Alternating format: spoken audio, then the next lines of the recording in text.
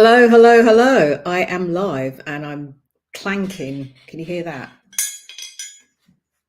This is probably the first and last time I'll do this. It feels really rewarding, but slightly uncomfortable, if I'm honest. So what am I doing here? What am I clanking? I'm holding up my two London Marathon medals, one from 2020, which was a virtual marathon, and the one from this Sunday from 2022, where I ran London, and my winner's T-shirt as well. I thought I should give that an airing, so I'm just demonstrating this. But I've had so many people reach out and ask me, like, Jenny, how are you feeling? How was it? I bet you feel proud, and lots of different things like that. So I thought I would stream. I'm currently streaming to LinkedIn, to YouTube, and also to my Facebook page. So if you're watching on any one of those, do say hi, just tap a hi in the comment box. But I really wanted to do this because since Sunday's London Marathon, so many people have asked me, like, how are you feeling and are you proud? And I want to say I'm doing okay. I'm doing fabulous, actually. I'm doing okay. But there's so much more that I wanted to share. And this feels like a very small part of it, but I wanted to share some marathon insights for real life living, because I think the things that I've learned along the way, picked up along the way, definitely map across to both of those things. So I'm saying hi to Carol. Hello, Carol. And when I say this, here's what I want you to know. Whilst this is a very subjective account of my journey, so to speak, you all have your own gems and you all have your own nuggets within you. You all have your own life stories within you. So I don't put this as being anything better than your journey, than someone else's journey. So I really want you to know that. So with that, I wrote down and limited it to 11 points. I'm just going to jump straight into it. Usually on social media, in my YouTube channel, and also, generally wherever I tend to share. Tuesdays is a day for Tuesday tips. So I thought, what better day to share these insights and these tips with you who take time out to hear my work and listen to what I have to do. So the first marathon insight that is a really great real life rule is about the power of decision. Think about any time where you've needed to make a decision and you've maybe been indecisive. You've had that, oh, I think so, I'd like to, I'm not sure. And indecision can come on so many levels. There have been times in my life where I thought I haven't wanted to do something, but deep down I have. And the marathon, I think, was one of them. As a child growing up, I would watch it on TV and I would think, wow, that's so far, I could never run that. And I kept thinking that all throughout my life. I trained to be a coach and I hear other people reaching for dreams and things. And I just sort of in the last 10 years, I would go and watch the marathon physically on the streets, and I would be overcome by so much emotion. The causes people were running for, the things that they were doing. And it made me explore, and I would invite you to explore yourselves as well. It made me explore the whole piece around what we tolerate in life, what we put up with, what we tell ourselves that we think we want, but we're not sure, and all of those kinds of things. And I think it's really, really important because it lets us know whether we actually want something or not. That, in a way, if you think of decision or making a decision as being a plant that grows out of the ground, the roots underneath, within those roots, are what we put up with, what we tolerate, what we're conditioned to think that we want or we don't want. And the plant, us above the surface, is actually what we want. And what I found was, in 2019, I watched the marathon. I was again overcome by emotion. I was chatting to people in the crowds, and I just thought, I know that I can't run 26.2 miles, so I want to do it. It was a really strange thing. I'm literally standing there feeling like a bit of an idiot, crying because people must have been thinking, what's wrong with her? But standing there with tears in my eyes, I just thought, you know what? If I am to run the marathon, I've like decided in my head, I want to have a chance to run the marathon. I need to do something about it. So literally, when I got home, I entered the ballot which opened at 7 o'clock that night. And by the way, the ballot's open if you want to run 2023 in April. I entered the ballot. I asked a friend.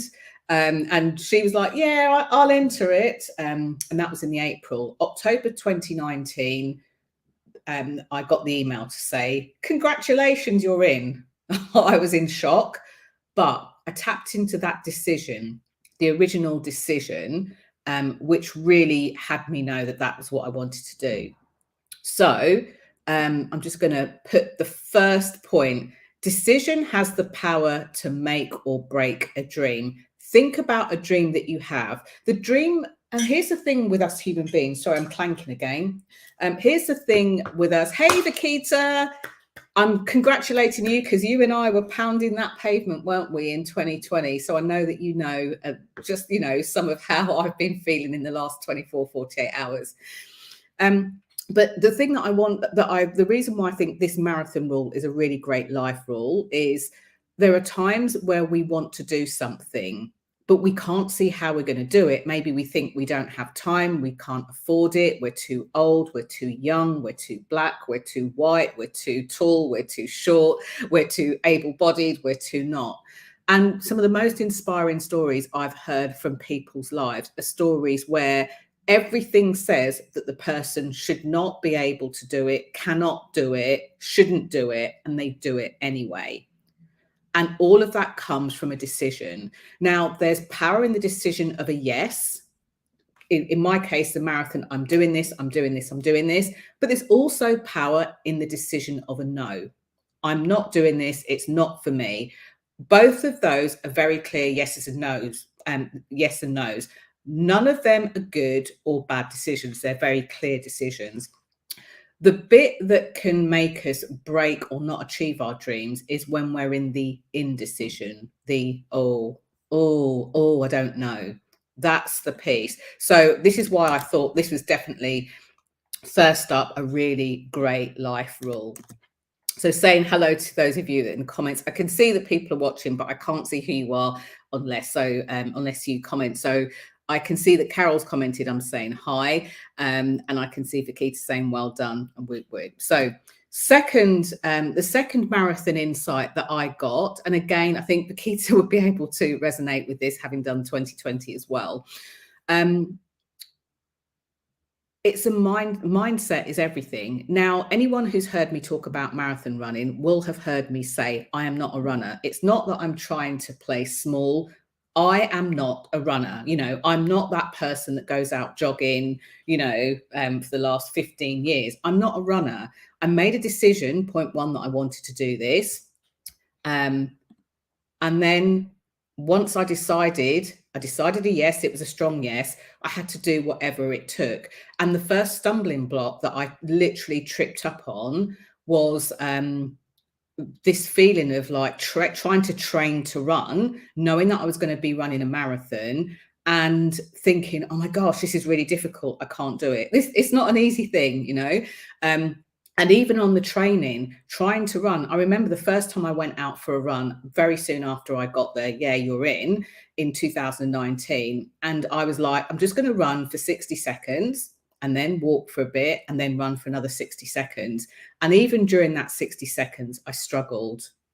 And when I looked at it, I realized that a few seconds in, once I started to feel tired, this internal voice, my internal voice kept saying, this is hard. I can't do it. I need to stop. And the overriding voice within my head was, I need to stop. I need to stop. And I very quickly identified that was the driver behind me. And mindset, and I often describe it as the way we think about things.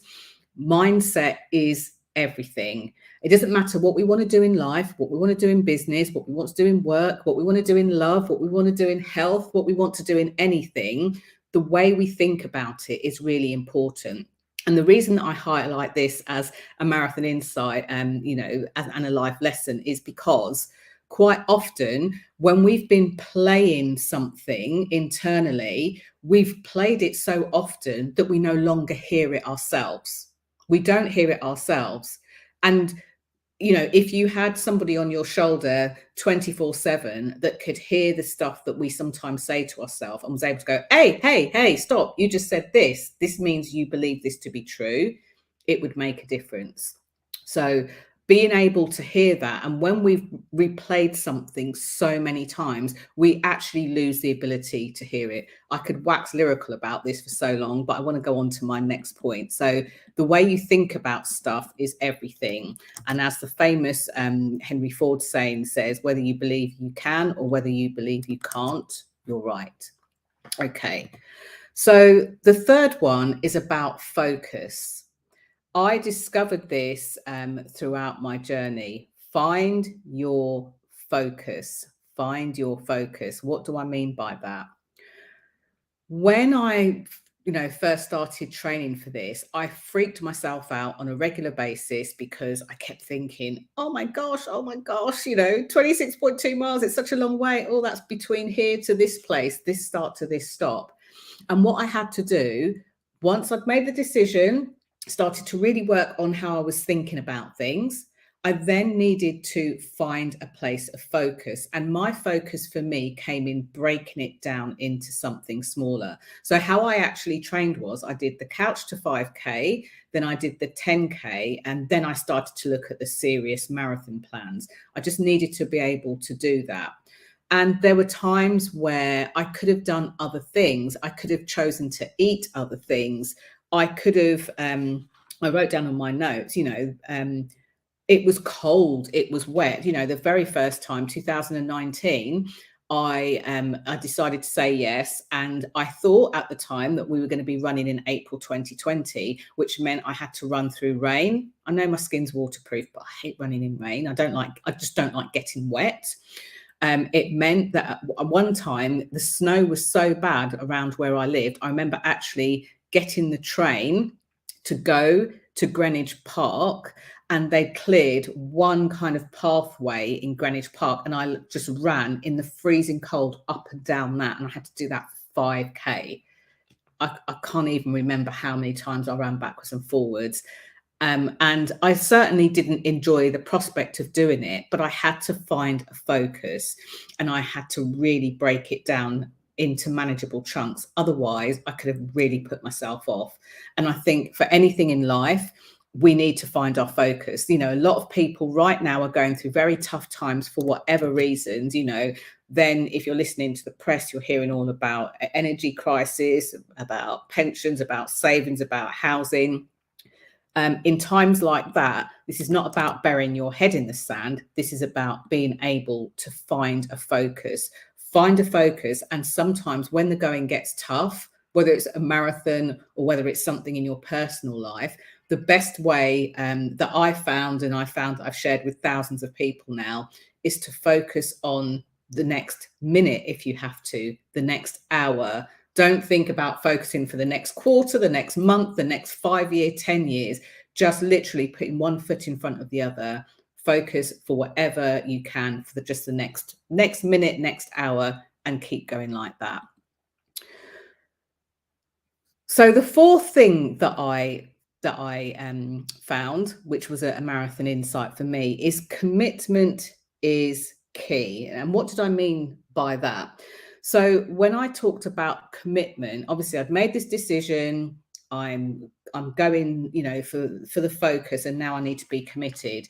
I realized not only was mindset a great part of the marathon and the preparation for the marathon, but there were other things as well. How much water I was drinking, what kind of foods I was eating. I found really early on, still in the couch to 5K stage, that food wasn't just nice things to eat to make me feel great. It wasn't about comfort eating. It wasn't even just about it looks nice, it tastes nice. Food really, when you're training for something like that, needs to be your fuel. And this is exactly the same, regardless of what it is you're looking through in your life. There are times, and don't get me wrong, I like a green juice as well as a nice kind of, G&T. And I'll eat, junk food as well as, something super healthy.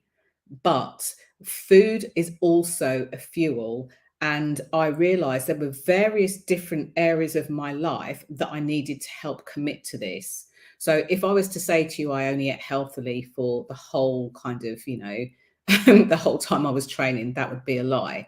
But what I knew was there were times, especially when it came up towards this weekend's marathon, where I could have had different choices of food, but I chose to fuel myself. And I needed to look at that. And one of the ways I did that, I'm not being told to say this, there's a lady called Helen Phillips, who's known as the Cheesecake Runner. She's got a Facebook group for people, really designed for people who want to run a marathon, who, aren't runners, exactly that. And she, all through, she'll support you in lots of different ways in the group, but she also has a few little kind of courses. One's on nutrition, ways to fuel yourself for the marathon, how to deal with something she refers to as maranoia, that kind of the feelings that you go through in the run up to the marathon. So she kind of supports you with that. And that helped me to make commitments because, quite frankly, I didn't know what I was doing at the start. Like I say, I'm not a kind of an elite runner or anything else like that. So I had a lot to learn in a short space of time. So then,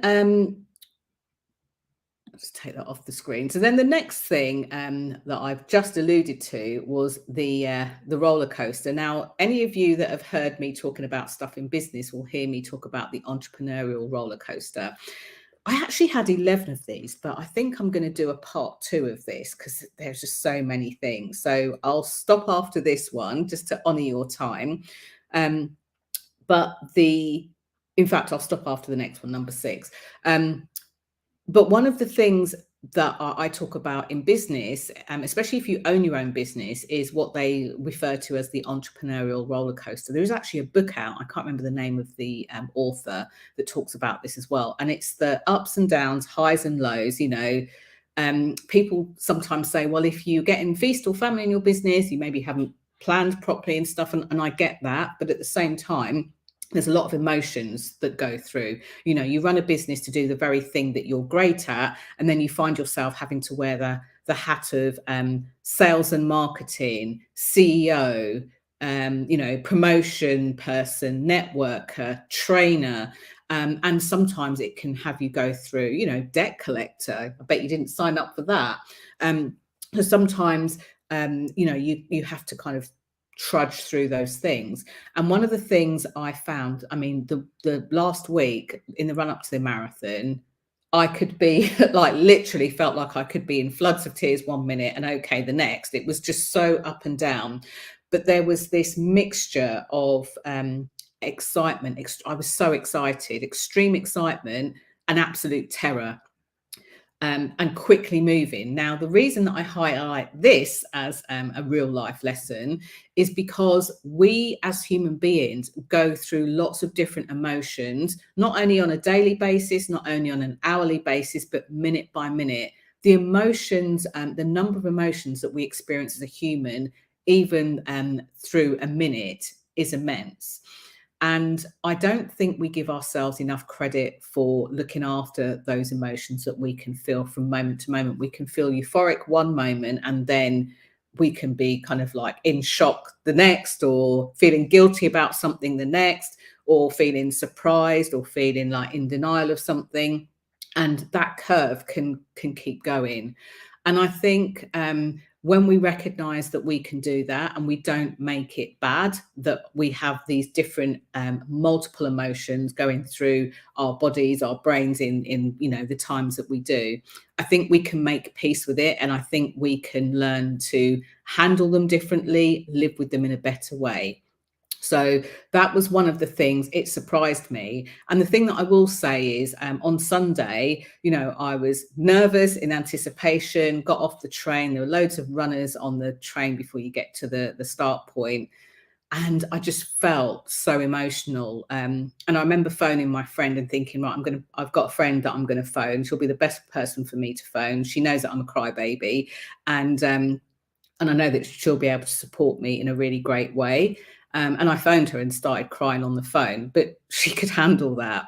And the reason that I talk about that is because I think whether it's a marathon, whether it's a business, whether it's a career, whether it's a health challenge, whether it's a relationship thing, maybe you're building into the relationship, you're in the relationship, it doesn't matter what it is. It could be a stressful day at work.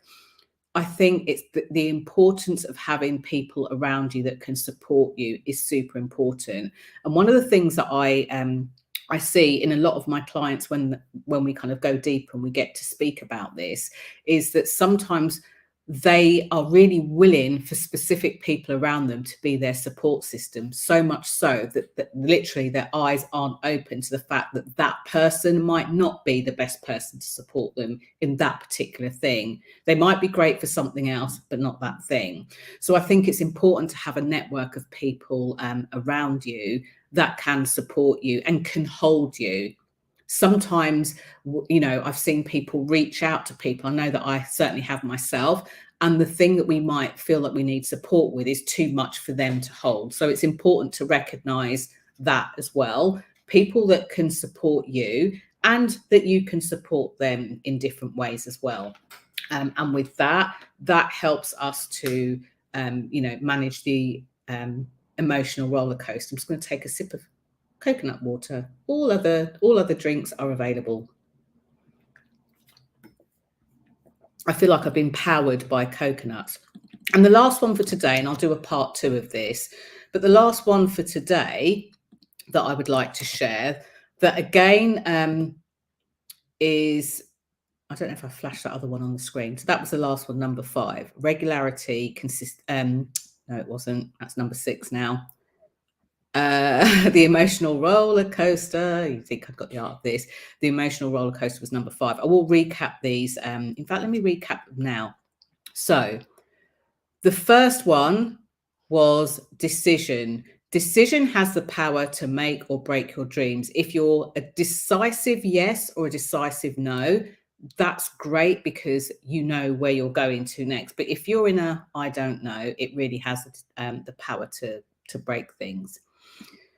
Second one, mindset is everything. How we think about things or our ability to think differently about things, again, makes such a difference. If you've missed the beginning of this, do go back and rewatch. You can do that on YouTube. You can do it through my LinkedIn channel. You can do it through my Facebook page, which is Jenny Kovacs at the Queen of Being Seen, or at Visibility Vibe without the S. Okay, so the third one was to find your focus. When you're preparing to do something big in life, and that big thing could be to stay or to leave, it could be to do or not to do, it could be to start something new. If you can find your place to focus, then you can pull it back and move forward. Number 4 was commitment is key. Once you've found it, make your commitment. And in my running case, it was around food, around training, around breathing, around so many different things. But commitment is really, really key. And then the last one that I shared was the emotional roller coaster, not the entrepreneurial roller coaster, but the emotional roller coaster. And, really identifying the people around you who can hold you, who can support you. Don't just assume, oh, well, they're my friends, so they'll get it, because sometimes they don't. I know that when I started my business journey 12 years ago, there were people that didn't have businesses. They didn't understand. Maybe, they'd give you advice based on the fact that they worked for a company. And if something needed marketing, they would pass it over to their marketing department. They wouldn't have to write all of the copy, look at, proper marketing, learn how to mark or outsource it.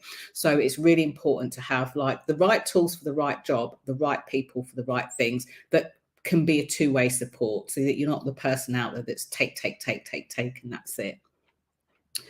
So then number six, which is the last one I'm going to speak about today, just to honour your time, but I'll do another one tomorrow. I'm not sure what time, because I'm actually going to be delivering a webinar for a network. So number 6 is all around regularity, consistency, and the ties between mental health. Now, this is an interesting one for me because as part of kind of, preparing for the marathon, there was a lot of consistency that needed to happen, a lot of regularity that needed to happen. And one of the things that I noticed quite early on was that my mental health felt fantastic from going out. And what, going back to the couch to 5K, you're encouraged to run one day, take a break the next. So even doing that, I began to start looking forward to the next run. But here's the thing that I'm going to say, and it almost makes me feel uncomfortable to say it, but it's my truth. I've been very blessed throughout my life with having a really robust mental health. And I've got friends, I've worked with people who at times haven't had the best of mental health, or they've had some sort of mental health crisis and things like that. And I've always felt very lucky that I haven't been on the flip side of that. But what I realized just recently, like within the last year, isn't because I'm any more immune to it than anybody else. And I've had my own tough times as well. So I've had the experiences of it. But what I've realized is, even long before I started coaching, I seem to have had some sort of first aid tools in place that I didn't even realize, which meant that when I was going through a tough time, whilst some of the choices that I made in those tough times might not have been great, like, in my younger years, just going out and getting drunk with your friends or things like that, they're not necessarily good choices. But what I realized was that tenacity doesn't come because I don't have mental health. I've just got like 1,001 different tools that I put in place. And there are some things, like I was saying in the previous point, it's about the right tools for the right job. So, sometimes there are times where if somebody, tells me a specific something, I'll actually say, no, on that one, you need professional help, or you need to go and seek this help, or you might need to stop doing this thing or start doing this other thing. But there are very specific tools. And what I realized, as I was going through this regularity and consistency, the mental health, not only did it help me to feel better, but I then recognized the importance of the recognition. So I might feel bad about something. I'm not inhumane, but I can see it coming a lot sooner maybe than somebody else who hasn't got that. Let me give you another example. In my work as a visibility specialist, people will say, oh, you're so confident, you're so brave. Like, I'm delivering this to you. I literally typed out on an envelope, the 11 points that I wanted to make. And I've typed them up literally so I can cut and paste them and you can see them. I have no notes doing this. I'm not faking till I make it. I'm very clear, and these were the top insights that I have. So all I need to do is to see the words and recall real experiences. But I know a lot of people struggle to do that on a live stream or on a video, and they'll come to me for confidence on camera. Slight plug, I do have a course called Confidence on Camera, but I really believe that you don't need a script to be able to do this in a confident way. So that's one of the mental health tools that I put in place. I'm not a fan of blagging it. I'm not a fan of faking it till you make it, but I'm a fan of you drawing out of yourself your own juiciness, your own goodness, your own greatness, and being able to share it. I hear a lot about imposter syndrome. And again, I felt imposter, but it hasn't stopped me. I literally feel it for a short amount of time. And this is where I discovered, through speaking to a fellow coach and accountability buddy of mine, that actually I still go through a lot of the same things that other people go through, but I deal with it differently. It doesn't make my way right. It just means that it gives me insights that I can share to help other people who might struggle more in those areas. And one of the things that really helps, whether you feel it's imposter syndrome, whether you feel it's mental health crisis, or whether it's mental health in general and making that robust, is consistency and regularity is key. A bit like training for a marathon, but doing something on a regular basis does make a difference. So that's all I'm going to say for now. I've got another 1, 2, 3, 4, 5 tips that I'll share tomorrow. Thank you to Linda, who says, congratulations on your marathon, Jenny. Awesome work. Thank you so much. I'm kind of in a bit of, oh my gosh, I did it. And the reminder is when I get up to walk and I waddle a little bit. But actually, again, knowing that happens, again, I'm like, what can I put in place to help from that? Where do I need to rest? What do I need to do? So I have support with that as well. So from you to me, I probably won't wear these again tomorrow, but there are my now 2 medals. And if you want to challenge yourself to run the marathon in April 2023, the ballot is open and it closes this Friday, the 7th of October. So enter it. Let's see what happens. And let's see if we all get through. And maybe I'll see you again at the start line if we get through. Take care. Thank you so much. And if you want to know a little bit more about the kind of the personal private coaching that I offer, then do get in contact. The best way to do that possibly is to go to my website, which is my name, jennykovacs.com, and you can schedule to have a conversation there, and we'll explore what you might need. Or you can go to thequeenofbeingseen.com and you can schedule something there. Either way, thank you so much for those of you that popped on while I was live, that left a comment, and I will see you tomorrow where I'll cover the next 5 pieces. Take care. Bye for now.